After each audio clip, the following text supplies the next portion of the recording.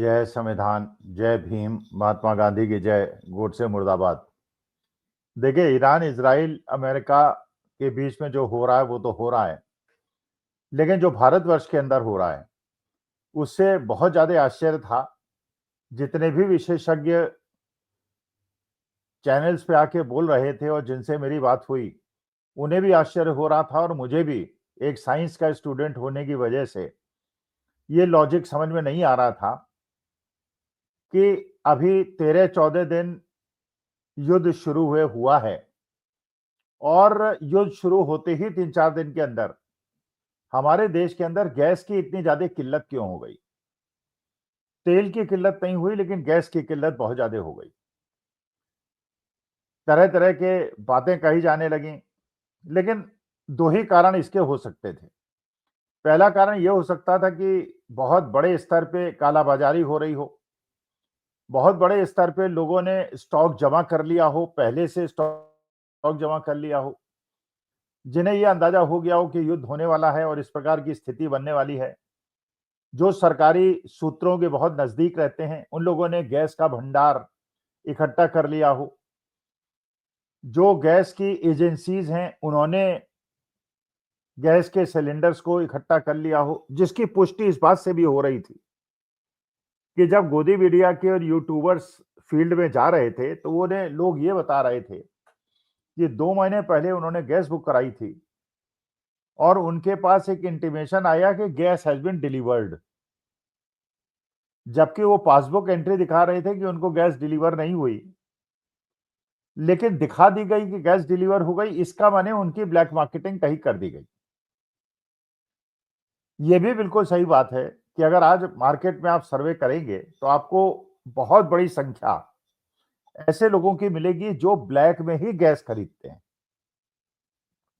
जिनके पास legitimate gas नहीं है और वो इलीगल मीन्स से लेते हैं। लेकिन जब गैस की बहुत ज्यादा किल्लत नहीं होती तो उन्हें 10-20% एडिशनल प्रीमियम देके गैस मिल जाती है।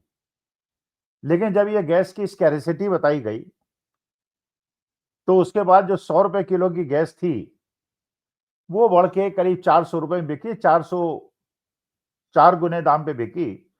और इसका मतलब बिचौलियों ने और काला बाजारियों ने बहुत ज्यादा पैसा कमाया और पैसा बनाने की चेष्टा की।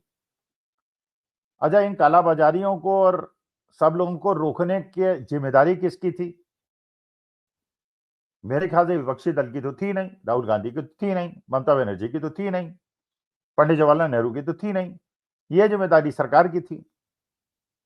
तो अब यह प्रश्न उठता है कि अगर, क्योंकि ये भी लोगों ने, टेक्निकल लोगों ने बताया कि अगर गैस कहीं से भी लोड होती है तो भारत तक पहुंचने में और हमारे घर तक पहुंचने में उसमें 20-22 दिन का टाइम लगता है,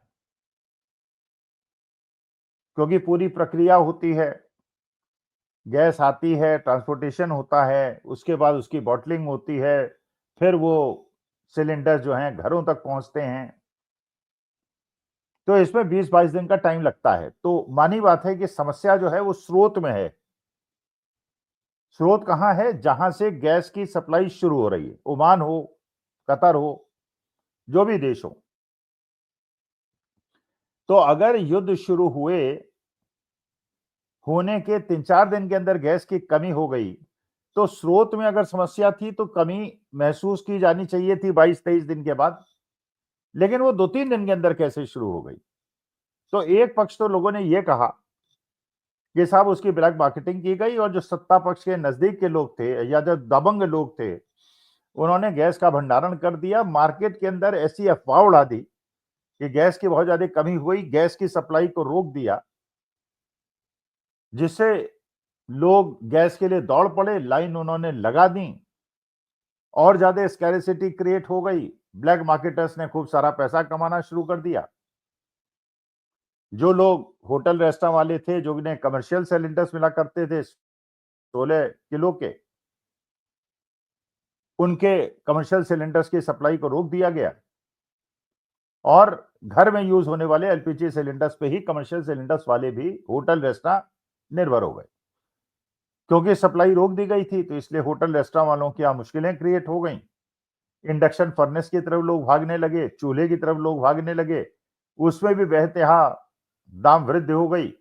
तो चूल्हे बनाने वालों ने और भट्टी बनाने वालों के भी पैसे बनाने की प्रक्रिया शुरू हो गई। लोगों ने आपदा में अवसर देखा और पैसा कमाना शुरू कर दिया। अब इसके बाद एक नई खबर आई 24 घंटे पहले। उसमें यह कहा गया कि आप लोग जो ये समझ रहे हैं कि गैस की कमी है, ये पीएनजी ले लीजिए। क्योंकि आप जानते हैं 2 प्रकार से हमारे घर में गैस पहुंचती है। एक पाइपलाइन से पहुंचती है और एक एलपीजी सिलेंडर से पहुंचती है। अच्छा, हम जैसे लोग कॉलोनीज में हमारे यहाँ जो गैस आती है वो पाइपलाइन से आती है। तो पाइपलाइन से जो गैस आती है उसमें अभी तक ये महसूस हो रहा है, उसमें कोई सप्लाई में कंस्ट्रेंट नहीं आएगा कि जितने भी हमारे रिफाइनिंग प्लांट्स लगे हुए हैं, चाहे मथुरा में लगे हों, चाहे जामनगर में लगे हों या कहीं भी लगे हों, जब भी रिफाइनमेंट होता है क्रूड ऑयल का, तो उसके बाद उसमें से गैस निकलती है और उसको पाइपलाइन के माध्यम से भेजा जाता है। तो उसमें कोई व्यवधान की अभी संभावना नहीं है, क्योंकि रिफाइनिंग प्लांट्स के पास बहुत सारा क्रूड ऑयल है जिसको उनको रिफाइन करना है। तो सरकार की तरफ से यह कहा गया कि एलपीजी से आप लोग पाइपलाइन की तरफ शिफ्ट हो जाइए, जिससे आपके घर में पाइपलाइन से गैस पहुंच जाए। अब यहीं पे खेल हो गया। मुझे लगता है कि अब पता चला कि ये गैस की स्कैरेसिटी का जो भड़ब्बा बनाया गया था और जो स्कैरेसिटी दिखाई गई थी, इसका मेन कारण क्या था? इसका मेन कारण ये था, शायद अब ये अनुभूति हो रही है कि राष्ट्रीय सेठ को फायदा हो जाए। क्योंकि आप जानते हैं कि जो पीएनजी है, वो या तो इंद्रप्रस्थ गैस जैसी कंपनीज हैं, गुजरात गैस जैसी कंपनीज हैं या अडानी गैस जैसी कंपनीज हैं, और अडानी गैस की सबसे ज्यादा शेयर है उसके अंदर। और जैसे मेरी कॉलोनी के अंदर भी जो हमें गैस मिलती है वो अडानी गैस से मिलती है, पाइपलाइन सप्लाई से मिलती है। तो इसका मतलब यह है कि एक तो जो कालाबाजारी थे, जमाखोर थे, उन्होंने पैसा कमा लिया। जो इंडक्शन चूल्हा बनाने वाले थे उन्होंने पैसा कमा लिया, भट्टी बनाने वाले थे उन्होंने पैसा कमा लिया। और उसके अलावा अब जब ये कहा गया कि अगर आपको एलपीजी की परेशानी हो रही है तो पाइपलाइन गैस ले लीजिए, और पाइपलाइन गैस का बड़ा प्रोपोर्शन जो है वो अडानी गैस का है, तो अडानी गैस को फायदा हो गया और अडानी गैस ने भी दाम बढ़ा दिए। तो एक तो आपदा में अवसर मिला भारत सरकार को, उसने गैस के दाम बढ़ा दिए, कमर्शियल सिलेंडर के दाम बढ़ा दिए। दूसरा आपदा में अवसर मिला कालाबाजारियों और जमाखोरों को, उन्होंने ब्लैक मार्केटिंग में 3-3 4-4 गुना पैसे ले लिया। फिर आपदा में अवसर मिला इंडक्शन चूल्हे वालों को, भट्टी वालों को, उन्होंने भी खूब सारे पैसे कमा लिए। और सबसे ज्यादा फायदा जिसको मिलने की संभावना है और लंबे समय तक मिलने की संभावना है, क्योंकि अगर एक बार हमने एलपीजी से पाइपलाइन गैस की तरफ शिफ्ट कर लिया तो दोबारा हमें एलपीजी सिलेंडर की तरफ जाने की आवश्यकता नहीं होगी, हम पाइपलाइन पे ही रहेंगे। और पाइपलाइन पे रहेंगे अगर, तो इसके बाद हम पूरी तरह से जो पाइपलाइन की गैस सप्लाई करने वाली कंपनी है उसके रहमो करम पे निर्भर हो जाएंगे। वो जितने भी दाम बढ़ाएगा हमको लेना ही लेना पड़ेगा।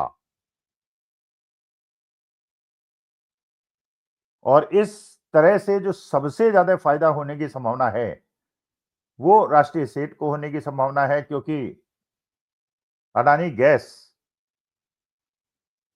जो सबसे बड़ा वितरक है पाइपलाइन गैस सप्लाई का, उसको फायदा होगा। तो ये बात अब समझ में आने लगी है कि जब सोर्स में कोई आपदा थी, परेशानी थी कतर में या ओमान में, तो समस्या भारत के अंदर पहुंचने में 22-23 दिन का टाइम लगना था, वो 2-3 दिन के अंदर कैसे पहुंच गया। तो अभी ये समझ में आ रहा है कि ये जो स्कैरेसिटी क्रिएट की गई थी, आर्टिफिशियल थी, ये मैन मेड थी, और ये जमाखोरों को फायदा करने के लिए करी गई थी और राष्ट्रीय सेठ को फायदा करने के लिए करी गई थी। इसीलिए अब ये कहा जा रहा है कि अगर एलपीजी की समस्या से आपको समाधान पाना है तो पाइपलाइन गैस की तरफ आ जाइए, जिससे आप पूरी तरह से राष्ट्रीय सेठ के ऊपर निर्भर कर जाइए, और राष्ट्रीय सेठ उसके बाद जो भी दाम आपको गैस की देगा और जो भी आपको बिल बना के भेजेगा, उस पे, क्योंकि ये भी एक बहुत बड़ी समस्या है कि जैसे आप देखते हैं पावर बिल के अंदर स्मार्ट मीटर्स लगाए जा रहे हैं। कंज्यूम करें आप 1000 यूनिट और बिल आ जाए 2000 यूनिट का, आपके पास कोई कारण नहीं है, कोई ऐसा तरीका नहीं है जिसको इसको चैलेंज कर सकें। जब आप एलपीजी सिलेंडर खरीदते हैं, अब 14 किलो खरीद रहे हैं या उसके अंदर 10 किलो आई है, उसका भी कोई तरीका नहीं है, क्योंकि नियम तो ये कहता है कि जो डिस्ट्रीब्यूटर का आदमी आएगा वो गैस को तौल के देगा, लेकिन वो तौलने के देने के लिए इसलिए तैयार नहीं है क्योंकि इस समय मार्केट के अंदर एक आर्टिफिशियल सप्लाई क्रिएट हो रही है, तो लोगों को जो भी गैस सिलेंडर मिल रहा है लेके भाग रहा है। तो और जब ये पाइपलाइन गैस आपके घर के अंदर आएगी, तो आपका बिल होगा 1000 का, 2000 का आएगा, तो आप इसमें कुछ नहीं कर पाएँगे क्योंकि मीटर उसका है।